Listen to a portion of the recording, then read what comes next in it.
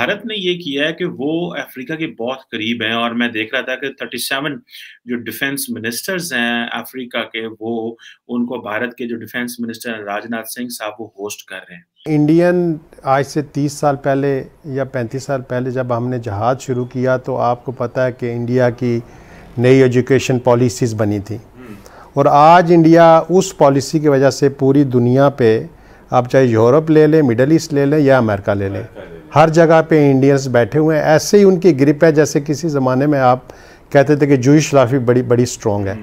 तो इंडिया को 8 मरतबा मेंशन किया गया है और इंडिया को दिखाया गया है कि वो क्वाड में, इस रीजन में हमारा बड़ा पार्टनर है, हमारा बड़ा वो है। जो इंडिया को जिस तरीके से पैम्पर किया जा रहा है, अब जो पाकिस्तान है उसके लिए क्या डिलेमा क्रिएट हुआ है? वन साइडेड मोहब्बत की स्टोरी लग रही है क्योंकि Indians, and you have to admire them for that, वो अपनी नेशनल इंटरेस्ट के हिसाब से मूव करते हैं। इंडिया क्योंकि इंडियन ओशन में है और अफ्रीका बिल्कुल साथ है, साथ ही आप हॉर्न ऑफ अफ्रीका है, साथ ही जो है वो इंडिया ने तो आई थिंक अफ्रीका में एक आधी मिलिट्री बेस भी बना रखी हुई है। ये कौम जो है पैम्पर बांध के जंग लड़ने वाली कौम है। इंशाल्लाह हमारा हर बच्चा कलमा गो ला इलाहा इल्लल्लाह कहने वाला एटम बम है, आके कभी देख लें। अब जो बैलिस्टिक मिसाइल दागा है खलीज बंगाल में, अल्टीमेटली आप कहाँ इस्तेमाल करेंगे, मुझे ये बता दें। आपने सब ने बंद कर दिया है बनाने अब चीज़ें जी। आप ये इंडिया लगा पड़ा है बनाने में सिर्फ हमें करने के लिए। अब ये जंगी जुनून में मुब्तला है, हथियारों को बढ़ाकर देकर अमन को खतरे में डाल रहा है। कहाँ इस्तेमाल करेगा, किसको मारेगा? अब हम इनके दुश्मन हैं।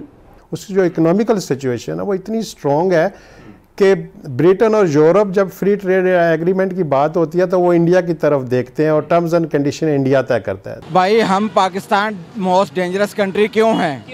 ये ला इलाहा इल्लल्लाह मोहम्मद रसूलुल्लाह की बुनियाद पे बना था, इसलिए डेंजरस है। हमने जो कश्मीरियों के साथ ख़ास तौर पे पिछले कोई 5 सालों में जुल्म किया है हम लोगों ने, मैं उसको कसूरवार अपने आप को समझता हूँ कि जिस तरह अब कश्मीर की सूरत हाल है, हमारा इंडिया ने और ये फैटफ ने आपको इस तरह बांध दिया है।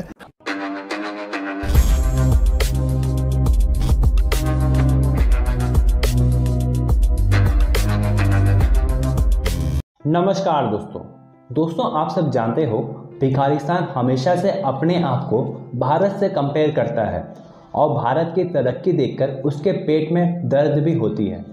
इसलिए हर जगह भारत को बदनाम करने की और नुकसान पहुंचाने की भी कोशिश करता रहता है। लेकिन भारत ने पाकिस्तान के ऊपर ऐसा जाल बिछा कर रखा हुआ है कि अगर पाकिस्तान कोई भी हरकत करता है भारत के खिलाफ तो जितने भी इंटरनेशनल बॉडीज़ है जैसे कि IMF, FATF और अन्य ऑर्गेनाइजेशन पाकिस्तान की खिंचाई करना स्टार्ट कर देते हैं। इसलिए अब पाकिस्तान के पिछवाड़े में खुजली हो रही है, जिसका जिक्र आप इस वीडियो में देख सकते हैं। और दोस्तों, दूसरी तरफ अफ्रीका की कंट्रीज़ भारत के मेड इन इंडिया वेपन्स के फ़ैन हो चुके हैं। तो अब अफ्रीका के 31 कंट्रीज़ के डिफेंस मिनिस्टर भारत का दौरा करने आ रहे हैं और भारत भी अपने कई सारे वेपन्स भी सेल करने वाला है। तो चलिए दोस्तों, इस पर पाकिस्तानी मीडिया का रिएक्शन देखते हैं। दोस्तों, पाकिस्तान में तो पता भी नहीं है कि अफ्रीका कहाँ पे है और अफ्रीका की क्या वैल्यू है, लेकिन भारत ने ये किया है कि वो अफ्रीका के बहुत करीब हैं और मैं देख रहा था कि 37 जो डिफेंस मिनिस्टर्स हैं अफ्रीका के, वो उनको भारत के जो डिफेंस मिनिस्टर राजनाथ सिंह साहब वो होस्ट कर रहे हैं। अब आप इमेजिन कर सकते हैं कि ये कितनी बड़ी एक एक्टिविटी हो रही है। पाकिस्तान ने तो आज से कुछ साल पहले बस एक किया था जो उन्होंने कहा जी इंगेजिंग अफ्रीका पॉलिसी 2019 में इंट्रोड्यूस करा दी और बस कह दिया जनाब कि ये है। 18 अक्टूबर को आज ये जो है वो इसको कर रहे हैं, वो कल डिफेंस मिनिस्टर जो है वो अफ्रीका के आ रहे हैं। अभी बेसिकली जो है ये जिसे आप कह रहे हैं कि एक डिफेंस एक्सपो हो रही है, जिसको जारी बात है ये सारे के सारे एक इंडिया अफ्रीका डिफेंस डायलॉग के नाम से ये जो कर रहे हैं और ये गुजरात में। और आपने नोट किया है कि हर चीज़ गुजरात में हो रही है। प्राइम मिनिस्टर मोदी जो हैं वो गुजरात को बहुत ज़्यादा अहमियत देते हैं इन्वेस्टमेंट के हवाले से, इंटरनेशनल इन्वेस्टमेंट के हवाले से। आप देख लें जी, सरदार सिद्दीक साहब, बहुत बड़ी तादाद में डायस्पोरा है और जिस तरह अमेरिका की तीनों आप दोस्तों ने पहले बात की कि इंडियंस वहाँ पे बड़ी तादाद में अमेरिका में, यूरोप के अंदर भी हैं, अपना असर रसूख इस्तेमाल करते हैं। फंडिंग करते हैं और अपना बयानिया बड़े मौसर अंदाज में जो है वो मुख्तलिफ इंस्टीट्यूशंस तक पहुँचाते हैं। आखिर क्या वजह है कि जो पाकिस्तानी और जो कश्मीरी डायस्पोरा है वो पाकिस्तान का नुक्ता नज़र, पाकिस्तान का बयानिया पेश तो करता है, तो क्या उसमें मुतलका हुकाम तक पहुँचने में कोई रुकावट है? ये ऑब्वियसली जो अगर आप पाकिस्तानी कश्मीरी डायस्पोरा की बात करें तो एक तो हम आपको पता है कि पिछले 50 सालों में हमारे ज़्यादातर लोग गए हैं और हमारी बड़ी तादाद वो लोग गए हैं जो वहाँ पे मुलाजमत की तलाश में गए हैं, कोई पढ़े लिखे भी नहीं थे इतने। सियासत में फिर भी अगर अभी कंपेयर किया जाए तो सियासत में हम इंडिया, अगर यूके का किया जाए तो इंडिया के तकरीबन हम बराबर हैं सिर्फ एक फील्ड में। मसला आई थिंक ये है कि इंडियन आज से 30 साल पहले या 35 साल पहले जब हमने जहाज़ शुरू किया तो आपको पता है कि इंडिया की नई एजुकेशन पॉलिसीज़ बनी थी और आज इंडिया उस पॉलिसी की वजह से पूरी दुनिया पे, आप चाहे यूरोप ले लें, मिडल ईस्ट ले लें या अमेरिका ले लें, हर जगह पे इंडियंस बैठे हुए हैं। ऐसे ही उनकी ग्रिप है जैसे किसी ज़माने में आप कहते थे कि जूइश फिलासफी बड़ी स्ट्रॉन्ग है।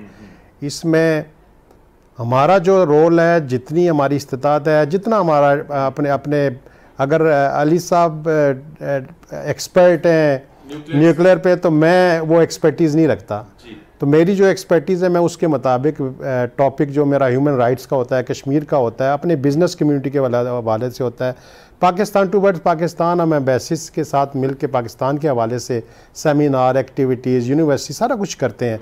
लेकिन बदकिस्मती हमारी ये है कि हमारी जब भी कोई, एक तो सियासी गवर्नमेंट्स कभी भी स्टेबल नहीं रही और जब भी कोई गवर्नमेंट आती है फॉरेन ऑफिस की अपनी पॉलिसी होती है, जब कोई नई गवर्नमेंट चेंज होती है उसकी दूसरी पॉलिसी होती है। ये एक बड़ा फकदान है, कोऑर्डिनेशन तब्दील हो जाते हैं। और दूसरा पाकिस्तानी जो डायस्पोरा है उसमें और कोऑर्डिनेशन एम्बेसी सफारतकार जो होते हैं उसमें बड़ी कम है, उस तरह से नहीं है जिस तरह इंडियंस इन्वॉल्व हैं। इंडियंस अपनी पूरी बिजनेस कम्युनिटी को हर मकसद के लिए या उनके इस्तेमाल करते हैं और पूरी इनकी एक ऑर्गेनाइजेशन है, उस पर वो अपने वो जो फंड अपनी बड़ी जो जैसे पूरी दुनिया की जो मल्टीनेशनल कंपनीज़ हैं वो पूरी तरह इन्वॉल्व होती है। और इंडिया को आपको पता है कि हमसे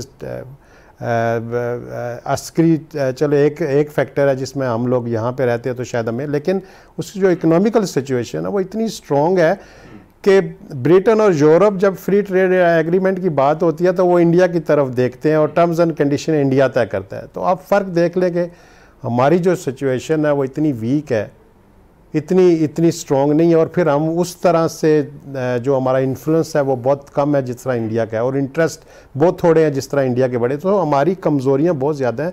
हमें ये चाहिए कि हमने जो कश्मीरियों के साथ ख़ास तौर पे पिछले कोई 5 सालों में जुल्म किया है हम लोगों ने, मैं उसको कसूरवार अपने आप को समझता हूँ कि जिस तरह अब कश्मीर की सूरत हाल है, हमारा इंडिया ने और ये फैटफ ने आपको इस तरह बांध दिया है कि आप पहले ये होता था कि जकड़े हुए हैं, रेडार्स हैं कि आप एक मूव करते हैं तो आपको एक फौरी तौर पे आपको सो आप इतने कमज़ोर कर दिए गए हैं और इंडिया की उसकी मेन पॉलिसी भी यही थी। तो अब आप उठने के काबिल नहीं हैं।